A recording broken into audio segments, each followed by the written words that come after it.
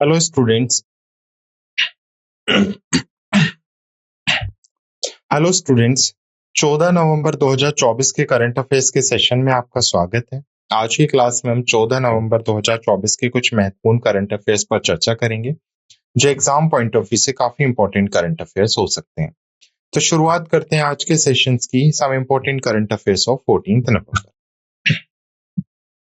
तो आज के सेशन की हम शुरुआत करेंगे अंतर्राष्ट्रीय समाचार के साथ। तो सबसे पहले इंटरनेशनल लेवल पर बन रही इंपॉर्टेंट न्यूज पर चर्चा करेंगे जो एग्जाम पॉइंट ऑफ व्यू से काफी इंपॉर्टेंट करंट अफेयर्स हो सकते हैं। तो अंतर्राष्ट्रीय समाचार की अगर मैं बात करूं तो इसमें हम इन बेसिकली जो अंतर्राष्ट्रीय स्तर पर संगठन हैं, जो ऑर्गेनाइजेशंस हैं, उनसे रिलेटेड जितने भी पॉइंट्स हैं, उनमें कोई रिसेंट अपॉइंटमेंट से रिलेटेड अगर कोई पॉइंट बनता है तो वो हम कवर करेंगे। सेकंड हमारी कैटेगरी होगी राष्ट्रीय समाचार। राष्ट्रीय समाचार में हम राज्य स्तर पर, नेशनल लेवल पर जो इंपॉर्टेंट न्यूज बन रही हैं उन पर चर्चा करेंगे। देन हम डिस्कस करेंगे रक्षा समाचार। रक्षा समाचार में हम डिफेंस न्यूज कवर करेंगे, साइंस और टेक्नोलॉजी से रिलेटेड इंपॉर्टेंट न्यूज देखेंगे, कुछ महत्वपूर्ण दिन और उनसे रिलेटेड खबरों पर चर्चा करेंगे, पुस्तकें और लेखक से रिलेटेड समाचारों पर चर्चा करेंगे। रैंक एंड रिपोर्ट से रिसेंट अगर कोई बेसिकली रैंक एंड रिपोर्ट से कोई बेसिकली न्यूज आई है तो उससे रिलेटेड जितनी भी न्यूज बन रही है उन पर चर्चा करेंगे। पुरस्कार और मान्यताओं से रिलेटेड समाचार देखेंगे। रीसेंट अपॉइंटमेंट, जो नियुक्तियां हैं और इस्तीफे हैं, उससे रिलेटेड समाचार देखेंगे। और एक बार हम ये 9 कैटेगरी में 14 नवंबर 2024 के इंपॉर्टेंट करंट अफेयर्स को डिस्कस कर लेते हैं तो उसके बाद हम क्विक रिवाइज करेंगे, सारांश देखेंगे, समरी देखेंगे आज के लेक्चर की। तो ये हमारी क्लास के आज के टॉपिक्स होने वाले हैं जिन पर हम चर्चा करेंगे। तो शुरू करते हैं सेशन। हमारी स्लाइड डेक में इस्तेमाल की गई छवियां केवल शैक्षणिक उद्देश्य के लिए हैं। हम इन छवियों के मूल रचनाकारों और मालिकों के बौद्धिक संपदा अधिकारों का सम्मान करते हैं। यदि आप इस डेक में उपयोग की गई किसी भी छवि के मालिक हैं और आपको कोई चिंता या समस्या है तो कृपया sathi@iitk.ac.in पर हमसे संपर्क करें, हम छवियों को हटा देंगे। तो शुरू करते हैं अपनी पहली इंटरनेशनल न्यूज के साथ। पहली इंटरनेशनल न्यूज है हमारी, भारत ARIN AP संचालक समिति में क्या हुआ है, शामिल हुआ है। तो पहले तो आपको ये पता होना चाहिए ARIN AP समिति क्या है। तो ARIN की फुल फॉर्म है एसिड्स रिकवरी इंटेरिगेसी नेटवर्क, जो एशिया पैसिफिक रीजन में क्या करता है, डील करता है। तो एक संस्थान है जो बेसिकली क्या करती है, एसिड्स रिकवरी के लिए एशिया पैसिफिक रीजन पे काम करती है, जिसमें भारत शामिल हुआ है।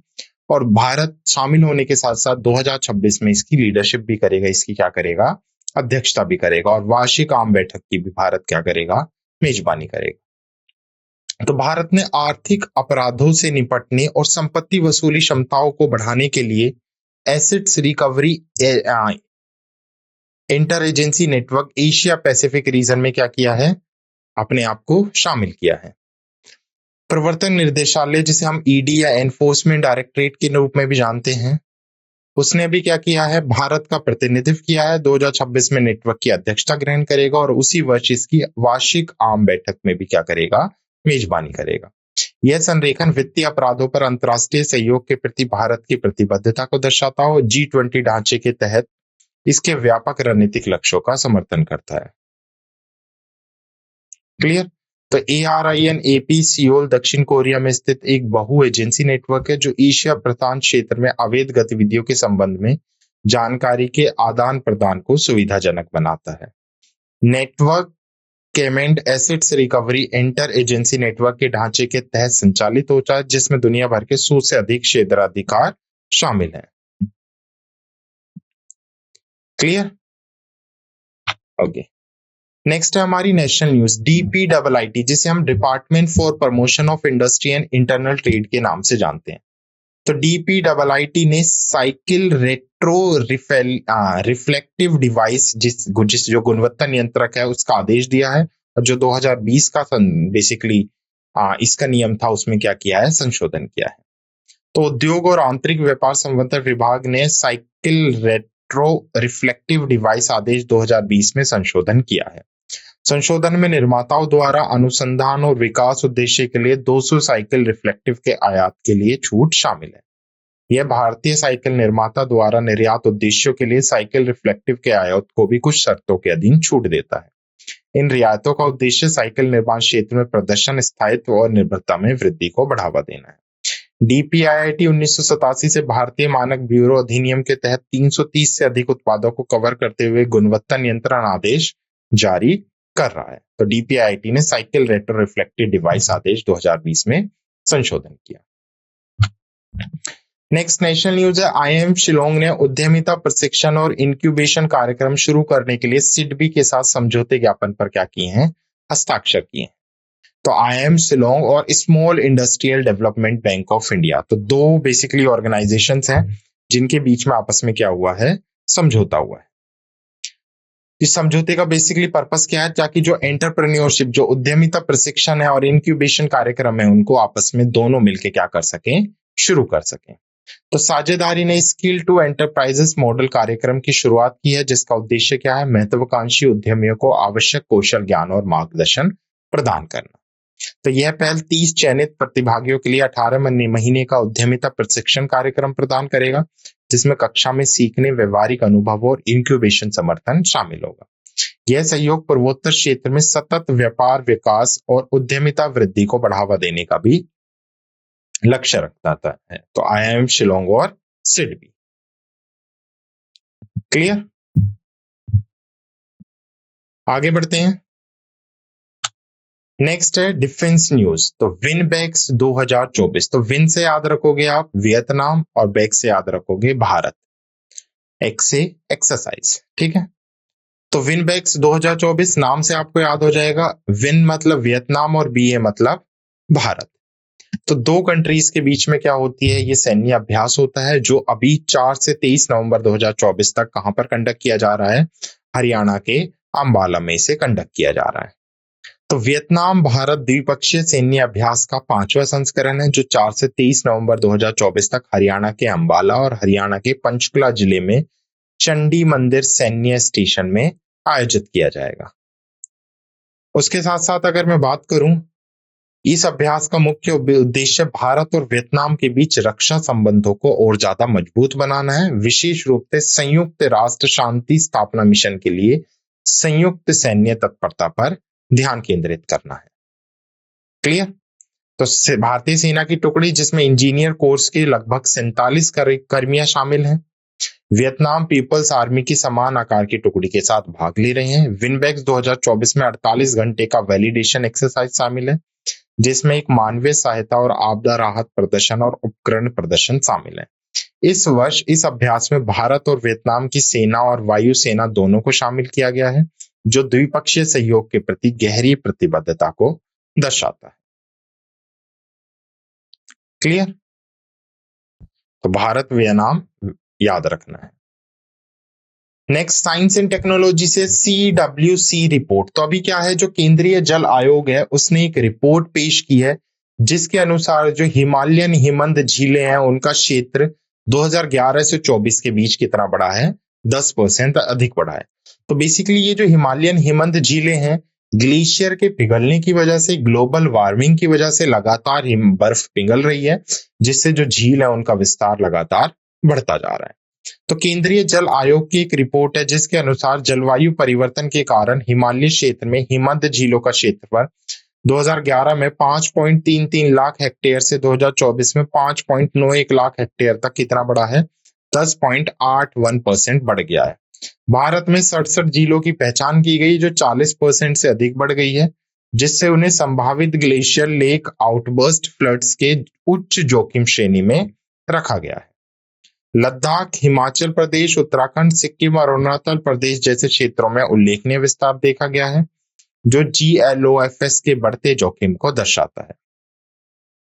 रिपोर्ट में हिमनद झीलों की निरंतर निगरानी और प्रभावी जोखिम शमन के लिए अंतर्राष्ट्रीय सहयोग की आवश्यकता पर जोर दिया गया है। यह गंगा, ब्रह्मपुत्र और सिंधु जैसी प्रमुख नदी प्रणाली में जल उपलब्धता पर संभावित प्रभाव को भी उजागर करता है। तो याद रखना है CWC की report. Next science and technology से है, इसरो ने लद्दाख के लेह में भारत का पहला एनालॉग अंतरिक्ष मिशन लॉन्च किया। तो भारत का पहला एनालॉग अंतरिक्ष मिशन किसके थ्रू, इसरो के थ्रू, कहां पर, लद्दाख लेह में लॉन्च किया गया है। तो भारत का पहला मंगल और चंद्रमा एनालॉग मिशन भारतीय अंतरिक्ष अनुसंधान संस्थान द्वारा लेह लद्दाख में लॉन्च किया गया। मिशन इसरो, आका space studio private limited, Ladakh विश्वविद्यालय, आईआईटी बॉम्बे और लद्दाख स्वायत्त पहाड़ी विकास परिषद के बीच एक सहयोग है। लद्दाख को मंगल और चंद्रमा के पर्यावरणीय समानताओं के कारण चुना गया था, जिससे यह जीवन समर्थन प्रणाली और रोवर की गतिशीलता के परीक्षण के लिए आदर्श बन गया है। मिशन में एक कॉम्पैक्ट इन्फ्लेटेबल आवास हैव-1 शामिल है, जिससे एक हाइड्रोपोनिक्स फार्म, रसोई और स्वच्छता प्रणाली जैसी आवश्यक सुविधाएं हैं। लक्ष्य जीवन समर्थन, आवास स्थिरता, संसाधन प्रबंधन और कठोर परिस्थितियों में अलगाव के मनोवैज्ञानिक प्रभावों का भी आकलन करना है। तो इसरो ने लद्दाख के लेह में भारत का पहला एनालॉग अंतरिक्ष मिशन लॉन्च किया। नेक्स्ट साइंस एंड टेक्नोलॉजी से ये वैज्ञानिकों ने पृथ्वी की सतह से 700 किलोमीटर नीचे छिपा हुआ 6वां महासागर खोज लिया है। तो काफी इंपॉर्टेंट डिस्कवरी है ये भी। तो अभी क्या हुआ है, वैज्ञानिकों ने पृथ्वी की सतह से लगभग 700 किलोमीटर नीचे एक विशाल भूमिगत 6वां महासागर खोज लिया है। तो यह भूमिगत महासागर रिगुवुडाइट नामक झील नीले खनिज की क्रिस्टलीय संरचना के भीतर फंसे पानी से बना है। वो भौतिकीवाद स्टीव जैक्सन के नेतृत्व में अनुसंधान दल ने हजारों भूकंपों से प्राप्त भूकंपीय डेटा का उपयोग करके इस छिपे हुए जल स्रोत का पता लगाया है। भूमिगत महासागर पृथ्वी की सतह के सभी महासागर के संयुक्त आकार से क्या है, 3 गुना बड़ा है।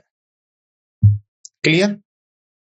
Next important day news. तो 2024 के लिए शांति और विकास हेतु विश्व विज्ञान दिवस। संयुक्त राष्ट्र का शांति और विकास के लिए विश्व विज्ञान दिवस प्रतिवर्ष हम 10 नवंबर को समाज में विज्ञान की भूमिका को उजागर करने के लिए मनाते हैं। तो 2024 का पालन शांति और विकास के लिए विश्व विज्ञान दिवस का 23वां संस्करण है। 2024 का विषय युवा अग्रणी है, जो वैज्ञानिक चर्चाओं में युवाओं की भागीदारी के महत्व पर जोर देता है। क्लियर। तो इस दिन की घोषणा यूनेस्को द्वारा 2001 में की गई थी और पहली बार इसे 10 नवंबर 2000 को मनाया गया है। क्लियर। तो 2024 का पालन सतत विकास के लिए विज्ञान के अंतरराष्ट्रीय दशक के तत्वाधान में आयोजित किया गया है। नेक्स्ट इंपॉर्टेंट डे से राष्ट्रीय शिक्षा दिवस 2024, जो कब मनाया गया है, 11 नवंबर को मनाया गया है। तो राष्ट्रीय शिक्षा दिवस भारत में प्रतिवर्ष 11 नवंबर को स्वतंत्र भारत के पहले शिक्षा मंत्री मौलाना अबुल कलाम आजाद की जयंती के उपलक्ष्य में मनाया जाता है। दिन गुणवत्तापूर्ण शिक्षा और कौशल विकास के अवसर प्रदान करने के महत्व को उजागर करता है। 11 नवंबर 2024 को मौलाना अबुल कलाम आजाद की 136वीं जयंती है, जिनका जन्म 11 नवंबर 1888 को हुआ था। मानव संसाधन विकास मंत्रालय ने 2008 में 11 नवंबर को राष्ट्रीय शिक्षा दिवस के रूप में नामित किया था और पहला राष्ट्रीय शिक्षा दिवस 11 नवंबर 2008 को मनाया गया था। Clear. Next books and author से ब्रेट कॉलिंग डिक्शनरी ने क्या किया है, जो ब्रेट वर्ड है उसको वर्ष 2024 का शब्द नामांकित किया। तो कॉलिंग डिक्शनरी ने ब्रिटिश गायिका चार्ली द्वारा पुनर्भाषित ब्रेट को 2024 के लिए वर्ष का शब्द नामांकित किया। मूल रूप से एक शरारती बच्चे के लिए शब्द ब्रेट आत्मविश्वास, स्वतंत्रता और भोगवाद का प्रतीक बन गया है। परिवर्तन की सूचना चार्ली XCX के हिट छठे एल्बम ब्रेट से हुई, जिसमें ब्रेट समर वाक्यांश को प्रेरित किया गया था। पिछले वर्षों के कॉलिंस के शब्दों में शामिल हैं AI, परमा क्राइसिस और NFT। 2024 के लिए शॉर्टलिस्ट किए गए शब्दों में delulu, looksmaxxing, brainrot era, anti tourism, romantasy, rawdogging, yapping और सुपर इमेजिंग शामिल है। Clear. Next rank and report से है ADB रिपोर्ट। जलवायु परिवर्तन के कारण 2070 तक भारत को 24.7 GDP नुकसान का सामना करना पड़ेगा। ADB एशियन डेवलपमेंट बैंक ने एक रिपोर्ट जारी की है, जिसमें बताया कि जलवायु परिवर्तन के कारण 2070 तक भारत को 24.7% GDP नुकसान का सामना करना पड़ेगा। तो एशियाई विकास बैंक की रिपोर्ट एशिया प्रशांत जलवायु रिपोर्ट 2024 वित्त और नीति समाधान को उत्प्रेरित करना के अनुसार भारत में 2070 तक जलवायु परिवर्तन के कारण 24.7% GDP का बेसिकली अनुमान है। क्लियर। तो समुद्र स्तर में वृद्धि और श्रम उत्पादकता में कमी को इस बेसिकली नुकसानों में योगदान देने वाले महत्वपूर्ण कारकों के रूप में पहचाना गया है, जिससे निम्न आय और कमजोर अर्थव्यवस्थाएं सबसे अधिक प्रभावित हो रही हैं। रिपोर्ट चेतावनी देती है कि इस क्षेत्र में 300 मिलियन तक लोग तटीय जलमग्नता के खतरे में हो सकते हैं और 2070 तक तटीय संपत्ति की खरबों डॉलर की वार्षिक क्षति हो सकती है। रिपोर्ट इन संभावित आर्थिक प्रभावों को कम करने के लिए तत्कालीन जलवायु कार्यक्रम कार्रवाई की आवश्यकता पर भी जोर देती है। तो एडीबी रिपोर्ट जलवायु परिवर्तन के कारण 2070 तक भारत को 24.7% जीडीपी नुकसान का सामना करना पड़ेगा। Clear. Next, awards and recognition से 11वां एडलगिव हुरुन इंडिया परोपकार सूचकांक शिव नदार इस पर क्या रहे हैं, शीर्ष पर रहे हैं। तो हुरुन इंडिया परोपकार सूची के 11वें संस्करण जिसे एडगलिव फाउंडेशन और हुरुन इंडिया द्वारा जारी किया गया था, उसमें शिव नडार और उनके परिवार को पिछले 5 वर्षों में तीसरी बार भारत के सबसे उदार व्यक्ति के रूप में नामांकित किया गया, जिन्होंने वित्तीय वर्ष 23-24 के दौरान 2153 करोड़ रुपए का दान दिया है। मुकेश अंबानी रिलायंस इंडस्ट्रीज लिमिटेड के अध्यक्ष और प्रबंध निदेशक ने 407 करोड़ रुपए के दान के साथ दूसरा स्थान प्राप्त किया। वहीं बजाज परिवार ने 352 करोड़ रुपए के दान के साथ तीसरा स्थान प्राप्त किया है। रोहिणी नीलेकनी एक्सटेप की सह संस्थापक और निर्देशक को 154 करोड़ रुपए के व्यक्तिगत दान के साथ भारत की सबसे उदार महिला नामांकित किया गया है। जिरोदा के सह संस्थापक निखिल कामत को 38 साल की उम्र में सबसे युवा परोपकारियों में से एक के रूप में सूचीबद्ध किया गया है। Clear. Next, award and recognition से FIH स्टार अवार्ड 2024। तो अभी FIH ने क्या किया है, जो इंटरनेशनल हॉकी फेडरेशन है, मस्कट ओमान में 49वीं FIH वैधानिक कांग्रेस के दौरान अवार्ड्स की घोषणा की है, जिसमें भारतीय पुरुष हॉकी टीम के कप्तान हरमनप्रीत सिंह 63.84 वोट प्राप्त कर तीसरी बार अंतर्राष्ट्रीय हॉकी महासंघ पुरुष खिलाड़ी ऑफ द ईयर या प्लेयर ऑफ द ईयर का खिताब जीता है। पूर्व भारतीय हॉकी टीम के गोलकीपर PR श्रीजेश ने तीसरी बार FIH पुरुष गोलकीपर ऑफ द ईयर का पुरस्कार जीता, 42% से अधिक वोट प्राप्त किए और पुरस्कारों की घोषणा मस्कट ओमान में की गई थी। हरमनप्रीत सिंह ने 2021 और 21-22 में FIH पुरुष खिलाड़ी का वर्ष का पुरस्कार जीता था। PR श्रीजेश, जिन्हें भारत की दीवार के नाम से जाना जाता है, उन्होंने 2021 और 22 में FIH पुरुष गोलकीपर ऑफ द ईयर का पुरस्कार भी जीता था। तो FIH star award 2024 Harmanpreet Singh को पुरुष खिलाड़ी का वर्ष का पुरस्कार मिला है। नेक्स्ट, अवार्ड एंड रिकॉग्निशन से तिरुवनंतपुरम निगम शहरों में सतत विकास के लिए वैश्विक पुरस्कार जीतने वाला पहला भारतीय शहर बना है। तो केरल में तिरुवनंतपुरम नगर निगम global award for sustainable development in cities, जिसे संगई अवार्ड के नाम से भी जाना जाता है, जीतने वाला पहला भारतीय शहर बन गया है।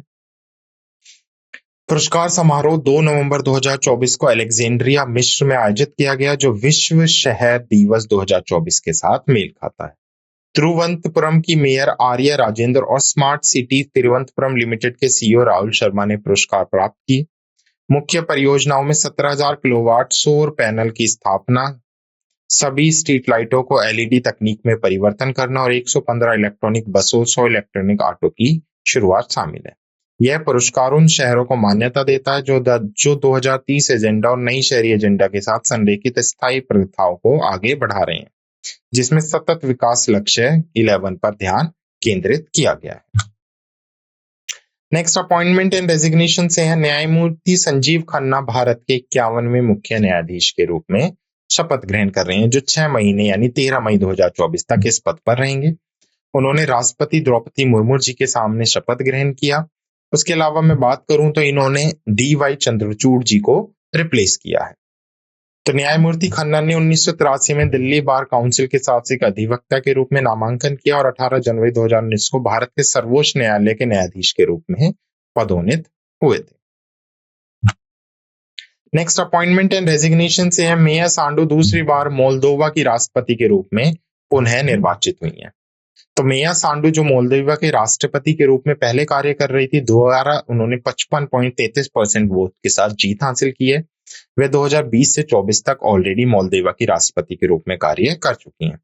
उन्होंने मई 2016 में एक्शन और सॉलिडेरिटी पार्टी की स्थापना की और दिसंबर 2020 तक इसके अध्यक्ष के रूप में कार्य किया। सांडू ने जून 2019 से नवंबर 2019 तक मोल्दोवा के प्रधानमंत्री के रूप में भी सेवा किया। तो इंपॉर्टेंट है, मेया सांडू कहाँ की राष्ट्रपति बनी है? मोल्दोवा की दोबारा राष्ट्रपति चुनी गई। Clear. Next awards and recognition से ये MS धोनी को झारखंड असेंबली इलेक्शन के ब्रांड एम्बेसडर के रूप में चुना गया है। तो धोनी जो स्वीप है, स्वीप का मतलब क्या है? Systematic voter education and electoral participation. इस कार्यक्रम के माध्यम से मतदाताओं के बीच में जागरूकता फैलाएंगे। 81 विधानसभा सीटों के लिए चुनाव 13 नवंबर और 20 नवंबर को 2 चरणों में होंगे। धोनी की भागीदारी का उद्देश्य उनकी लोकप्रियता का उपयोग करके अधिक लोगों को मतदान के लिए प्रोत्साहित करना है। क्लियर। तो ये थे कुछ इंपॉर्टेंट करंट अफेयर्स जो 14 नवंबर 2024 के हमने डिस्कस किया। अब एक बार हमको एक समरी रिवाइज करते हैं कि आज की क्लास में हमने क्या डिस्कस किया। शुरुआत की थी हमने अंतरराष्ट्रीय समाचार के साथ, जिसमें हमने देखा था भारत एरिन basically AP steering committee assume president and host AGM in 2026। AGM की क्या करेगा? मेजबानी करेगा।